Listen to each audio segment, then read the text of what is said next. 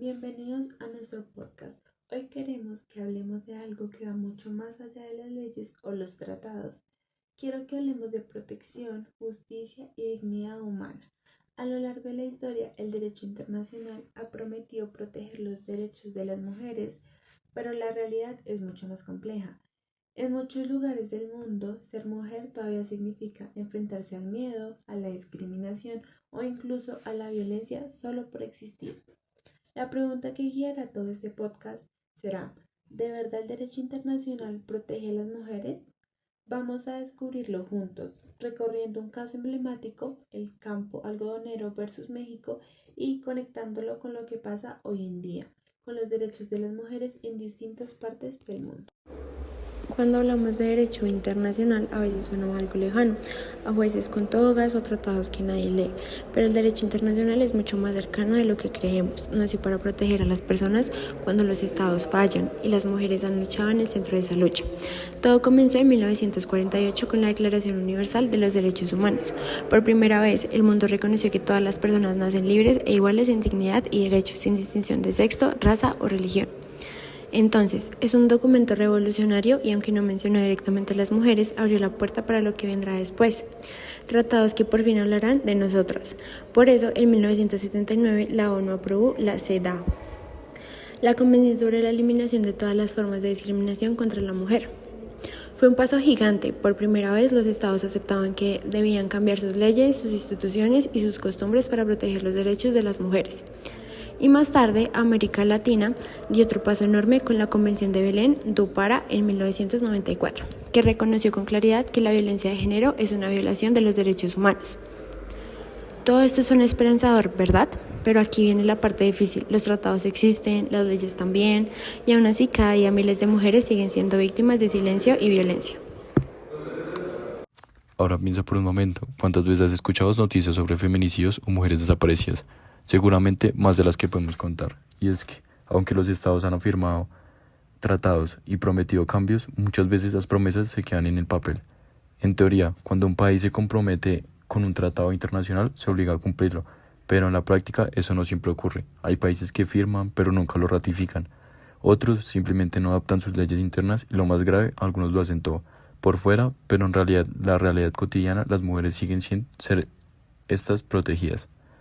Y aquí es donde entra una de las herramientas más importantes del derecho internacional, la posibilidad de recurrir a instancias internacionales cuando los estados no hacen justicia. Esto se llama responsabilidad internacional del Estado y permite que las víctimas o sus familias acudan a cortes supranacionales cuando todo ha fallado a nivel local. Uno de los organismos más relevantes en América Latina es la Corte Interamericana de Derechos Humanos. Esta corte ha sido clave para dar visibilidad a casos de violencia, discriminación y abandono estatal. Y uno de los juicios más emblemáticos que ha llevado fue también uno de los más dolorosos, el caso Campo Algodonero versus México. Este caso no solo marcó un antes y un después en el sistema interamericano de derechos humanos, sino que visibilizó algo que muchas autoridades no quieren reconocer, que la violencia contra las mujeres no es un hecho aislado, sino un patrón estructural tolerado por la inacción del Estado. Y eso es lo que vamos a entender ahora como tres mujeres jóvenes, cuyas muertes fueron ignoradas por años, lograron cambiar la historia del derecho internacional con el poder de sus madres, sus voces y la verdad.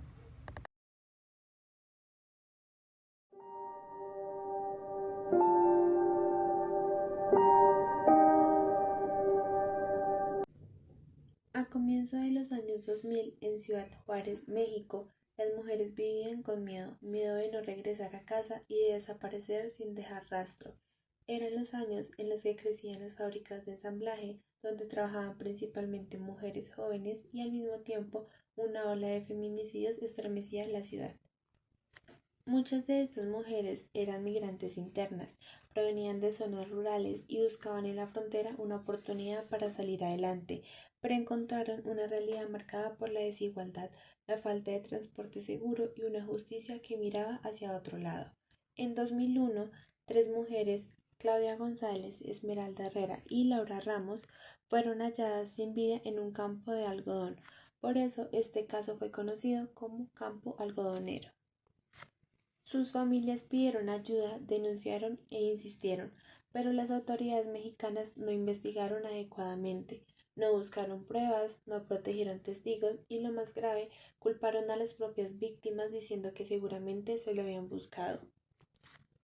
Esa frase fue como una segunda muerte para ellas, porque no solo las mataron los agresores, también las mató el silencio, la indiferencia y la impunidad.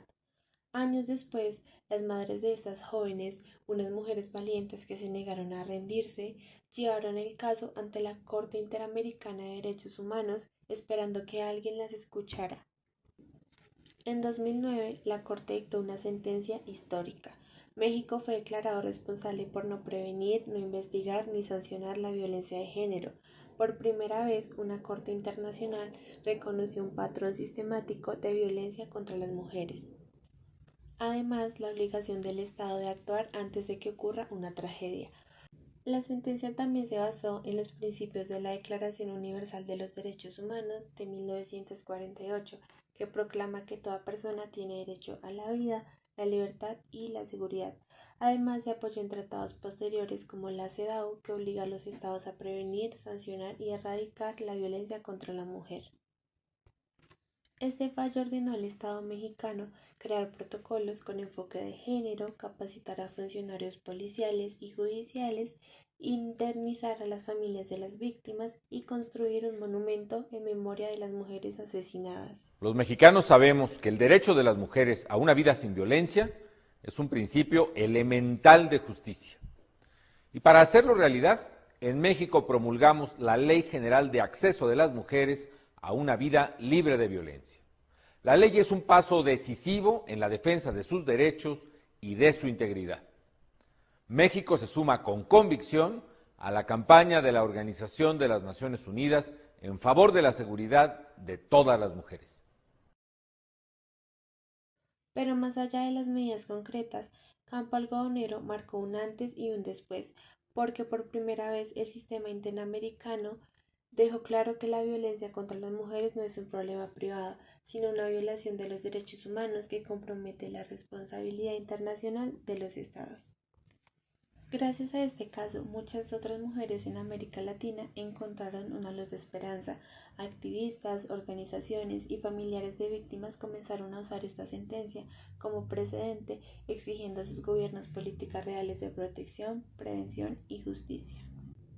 Campo Algodonero no solo representa dolor, representa resistencia, justicia y memoria, representa la voz de miles de madres que convirtieron su sufrimiento en fuerza y que lograron que el mundo entendiera algo esencial, que los derechos de las mujeres son derechos humanos y que la indiferencia también mata.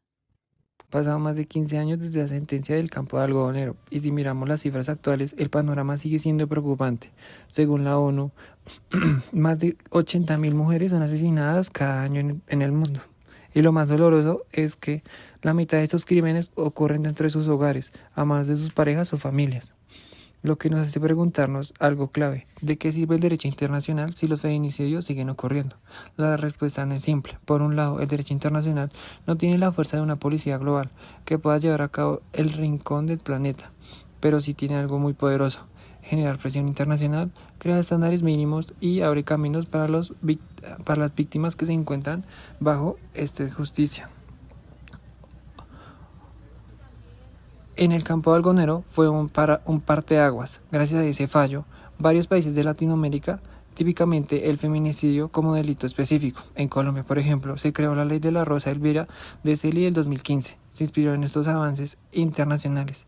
En Argentina, la lucha feminista se articuló con la campaña Ni Una Menos, que también toma como una referencia a estos precedentes. Y si miramos más allá de América y en Europa y en África, también se ha visto reformas legales que no habrán sido posibles sin esta presión internacional. Entonces, sí, los tratados y los cortes no detienen por sí solos la violencia, pero hace que los estados se muevan, cambien leyes y hagan protocolos que reconozcan el derecho de las mujeres y el derecho internacional. Y lo más importante, le dan a las víctimas una voz en espacios donde antes no se les había solicitado. Después del caso Campo Algodonero, algo cambió, no de forma inmediata, pero sí profunda. Ese fallo histórico inspiró a otras víctimas a hablar, a otros abogados a litigar, a otras cortes a atreverse, porque el precedente estaba ahí. Ahí se podía ganar justicia en un tribunal internacional. Y así fue como fueron apareciendo otros casos que también dejaron huella. Uno de ellos fue el caso de Sepur Sarco, en Guatemala. Allí un grupo de mujeres indígenas que Ekchi fue víctima de esclavitud sexual durante el conflicto armado interno. Soldados tomaron el control de sus comunidades, asesinaron a sus esposos y ellas las obligaron a cocinar, a lavar y a ser violadas sistemáticamente. Durante décadas esas mujeres callaron, por miedo, por vergüenza, por nadie las escuchaba. Pero en 2016 un tribunal guatemalteco por primera vez aplicó estándares del derecho internacional humanitario y el derecho penal internacional para juzgar esos crímenes como crímenes de guerra y violencia sexual basada en género. Fue un momento sin precedentes. Mujeres indígenas rurales, sobrevivientes del racismo y el patriarcado, obteniendo justicia en su propio país gracias a los avances del derecho internacional. Otro ejemplo es el caso de Gladys Espinosa, en Perú. Gladys fue detenida arbitrariamente y torturada por agentes del Estado. Durante su detención fue golpeada, abusada sexualmente y sometida a tratos crueles. Años después, la Corte Interamericana reconoció la responsabilidad del Estado peruano y reafirmó algo fundamental: la violencia sexual también es tortura. Esta afirmación no solo es simbólica, cambia completamente la forma en que se juzgan estos casos. Deja de ser un exceso o un abuso individual para ser considerado un grave crimen bajo el derecho internacional. Y no solo en América Latina, sino ha sido avances en Europa. Por ejemplo, el caso MC versus Bulgaria modificó el entendimiento del consentimiento de los delitos sexuales. Hasta entonces muchas legislaciones exigían que la víctima demostrara resistencia física para que se considerara violación. Pero la Corte Europea de Derechos Humanos fue clara: el consentimiento no se prueba con golpes, sino con voluntad libre. Es decir, si no hay un sí, entonces es un no. Este fallo ha sido base para performances legales en varios países europeos. Todos estos casos tienen algo en común: mujeres que se atrevieron a alzar la voz, mujeres que no se conformaron con la impunidad, que enfrentaron al poder y encontraron en el derecho internacional una vía para transformar el dolor en justicia. El derecho internacional no es magia, ni es perfecto, pero cuando se usa con valentía y estrategia puede abrir caminos, puede decirle al mundo que hay cosas que no se toleran, y sobre todo puede darles a las víctimas algo que no tiene el precio: el reconocimiento de que lo vivieron y que fue real y que fue injusto, y que no debe repetirse. Ahora miramos el presente. Vemos un panorama de contraste. En algunos países como España o Canadá se han logrado avances significativos en la prevención y sanción de la violencia de género. Existen tribunales especializados, protocolos de atención inmediata y campañas públicas que buscan cambiar la cultura machista. En otros lugares como Irán, Afganistán o Sudán, las mujeres enfrentan restricciones brutales. No pueden estudiar libremente, trabajar, ni siquiera decidir cómo se visten. Allí los tratados internacionales parecen palabras vacías frente al gobierno, que no reconoce la igualdad como un principio básico. En esto nos recuerda algo fundamental en el derecho internacional, que es una herramienta, no una varita mágica. Para que funcione, se necesitan 3 cosas claves: voluntad política, porque sin compromiso real de los gobiernos ninguna norma se cumple; educación y cultura de igualdad, porque la violencia de género no se combate solo con sanciones, sino cambiando mentalidad; participación ciudadana, porque cuando las mujeres y las comunidades alzan la voz, el derecho internacional cobra vida y se vuelve exigencia, no solo promoción. El reto de hoy en día es que los tratados y sanciones se traduzcan en algo concreto: protección efectiva, justicia rápida y sobre todo vidas salvadas. Porque cada vez que una mujer es protegida gracias a estas normas, el derecho internacional deja de ser un papel lejano y se convierte en un escudo real. Entonces, ¿están protegidas las mujeres por el derecho internacional? La respuesta es sí, pero no completamente. El derecho ha avanzado, pero su eficacia depende de los estados y también de nosotras, las ciudadanas, que exigimos su cumplimiento. El caso Campo Algodonero nos recuerda que la justicia existe porque las mujeres no se rindieron. Cada ley, cada sentencia es una huella en el camino. La protección internacional no es solo una obligación legal, es una promesa moral que ninguna mujer en ningún país debe vivir con miedo. Gracias por acompañarnos en este episodio. Hoy aprendemos que el derecho internacional puede ser una herramienta muy poderosa.